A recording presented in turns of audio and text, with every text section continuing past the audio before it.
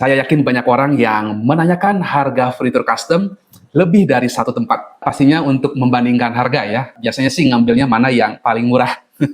Walaupun harga murah sendiri itu tergantung sebenarnya banyak hal-hal yang bisa jadi harga murah malah bikin terasa berat atau mahal.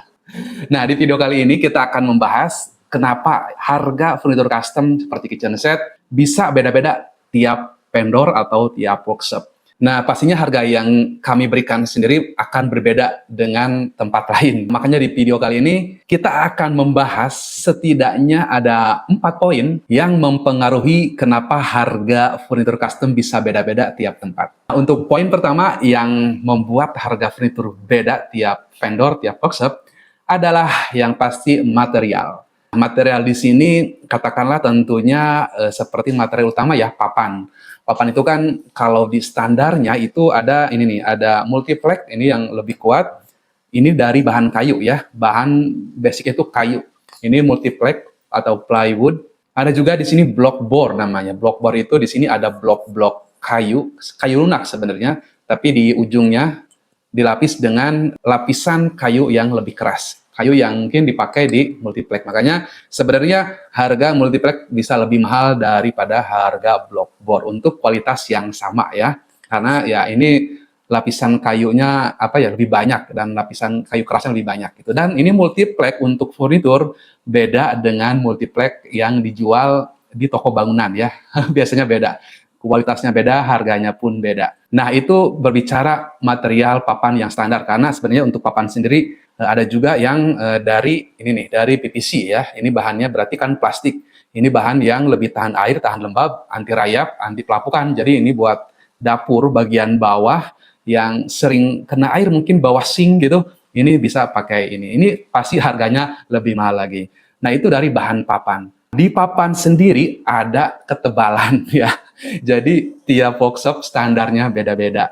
Ada yang mungkin untuk pintu atau pintu laci, entah pintu-pintu yang dibuka, itu ada yang menggunakan di 18 mili ya, yang setebal gini. Ada juga mungkin yang standar mereka tuh lebih tipis, di 15 atau bahkan 12 mili. Jadi untuk ketebalan bahan pun ya tentunya mempengaruhi dari segi harga. Belum lagi ketebalan papan yang di bagian dalam yang membentuk sebuah kabinetnya, yang membentuk boxnya itu, bukan hanya pintu, itu bisa beda-beda lagi. Nah, itu dari segi material yang dari segi papan material utama. Ada juga material pendukung lainnya seperti lem. Lem untuk menempelkan HPL ya. Misalkan kita kan berbicara finishing HPL. Lem sendiri banyak banget grade-nya ya. Ada banyak merek dan di tiap-tiap merek punya grade masing-masing. Ada yang paling murah, ada yang sedang, dan ada yang paling tingginya. Ya, tentunya yang paling tinggi yang lebih bagus, daya tahannya lebih kuat, ketika kena panas pun mungkin dia bisa lebih tahan, kepanasan sinar matahari nggak ngembang, yaitu intinya lem pun bisa beda-beda. Nah, tentu saja untuk bahan-bahan yang tadi seperti papan dan juga lem itu kalau dilihat dari luar nggak akan kelihatan, karena yang dilihat dari luar sendiri ya tampilan sudah jadi warna HPL ya. Jadi kan kita dari kejauhan mah nggak bisa tuh, wah ini ketebalannya berapa, itu nggak kelihatan. Nah itu yang memang harus bisa lebih detail melihat spesifikasi yang diberikan oleh suatu workshop. Nah makanya di video sebelumnya saya sudah membuat 5 tips untuk memilih vendor atau workshop untuk custom furniture. Nanti silakan ditonton, linknya ada di deskripsi. Nah untuk poin yang kedua yang bisa membedakan harga furnitur custom setelah material utama yaitu aksesoris atau hardware. Nah, misal contoh yang berupa kitchen set atau lemari itu dipastikan akan menggunakan engsel untuk pintunya. Atau jika di sana ada laci, pasti menggunakan rel ya, rel laci. Engsel dan rel laci, atau mungkin misalkan kitchen set ada rak, di rak atas, rak bawah. Itu banyak banget jenisnya, banyak banget pilihan materialnya. Engsel pintu ada yang kecil, ada yang standar besar, ada yang bahannya besi biasa, finishing chrome, ada yang bahannya stainless, itu lebih tahan lama, ya mungkin tahan karat juga, termasuk relaci. Relaci pun ada yang bahannya standar ya, yang single track itu yang paling murah, itu yang kita nggak pakai ya, minimal kita pakai itu di double track yang warna hitam. Nah itu double track ada yang standar, ada yang bahannya sama stainless, ada yang lebih bagus. Ada juga yang fiturnya standar, ada yang fiturnya itu soft close, slow motion. Tadi engsel juga ya, ada engsel yang soft close, ada yang ketika ditutup kedebuk. Nah tadi relaci. Ada rel tandem, itu kalau ingin yang lebih premium, yang dipasang di bawah laci, jadi nanti dari pinggir nggak kelihatan si relnya. Jadi untuk aksesoris itu banyak banget. Ada tadi misalkan di atas rak piring atas di kitchen set. Itu ada rak piring yang warna putih, ada yang pakai stainless, dan itu ada beberapa brand yang mungkin nanti dari segi harga pun ya pastinya beda-beda. Baik lagi seperti tadi nomor satu, poin pertama tentang material, termasuk aksesoris dan hardware ini sebenarnya kalau dilihat dari luar, karena dia posisinya di dalam ya nggak kelihatan, itu bisa dilihat dan dirasakan ketika kita langsung ngecek.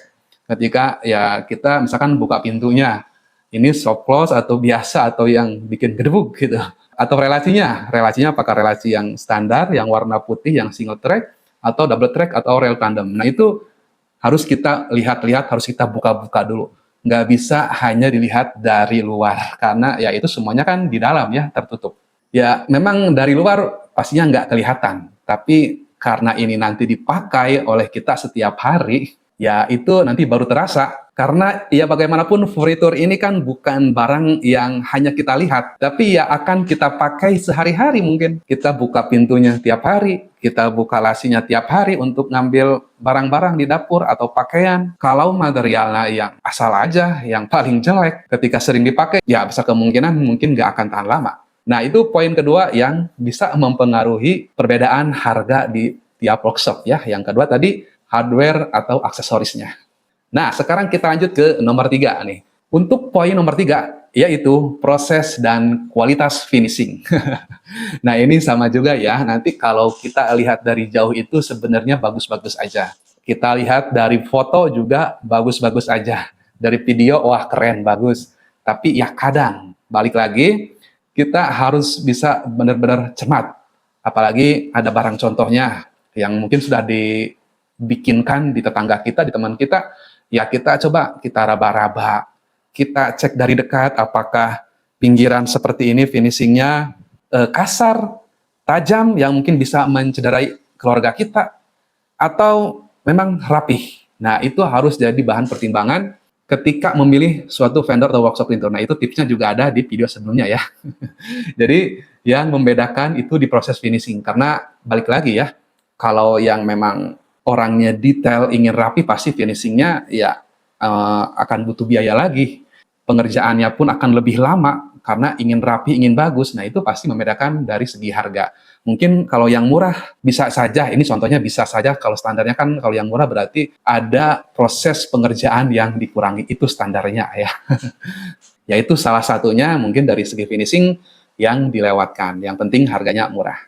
Nah, itu untuk nomor 3 tentang proses dan kualitas pengerjaan. Nah, ini mungkin yang terakhir, nomor 4. Nah, nomor 4 ini yang bisa jadi ya jarang banget kita pahami ya. Poin nomor 4 yaitu sistem kerja dan skala workshopnya itu sendiri. Pastinya beda ya ketika nanti kita order furnitur custom ke workshop yang dia bikinnya masih mungkin di garasi rumahnya sendiri, yang surveinya dia sendiri, yang mengerjakannya dia sendiri, gambarnya pun dia bikin pakai pensil dan pakai kertas, dengan workshop yang memang sudah lebih tinggi lagi levelnya. Contohnya, ya kalau workshop yang memang kualitasnya mungkin ya lebih tinggi skala usahanya, itu pasti dia ada yang survei khusus, ada marketingnya, ada salesnya, ada tim desainernya sendiri. Jadi ya ada orang khusus yang ngedesainkan si gambar furniturnya. Terus apalagi nanti mungkin di kantornya, karena di sana banyak orang yang kerja, ada juga office boy-nya yang suka bersih-bersih. Jadi banyak ya yang harus dikeluarkan biayanya gitu. Nah itu pastinya akan membuat harga furnitur custom bisa berbeda. Mungkin bedanya jauh ketika membandingkan harga yang dari workshop yang mungkin masih dikerjakan semuanya sendiri, dengan workshop yang memang sudah ada tim khusus, ada tim sales, marketing, ada tim surveyornya, ada tim desainernya, ada tim produksinya, itu pastinya akan berbeda. Nah, ini yang harus kita sadari dan pertimbangkan. Walaupun tentu saja yang di workshop kecil belum tentu jelek, dan yang di workshop besar yang sudah ada banyak timnya, belum tentu juga bagus. Jadi intinya ketika kita membandingkan harga, kita harus paham bahwa ya beda usaha, beda skala, pasti akan beda harga.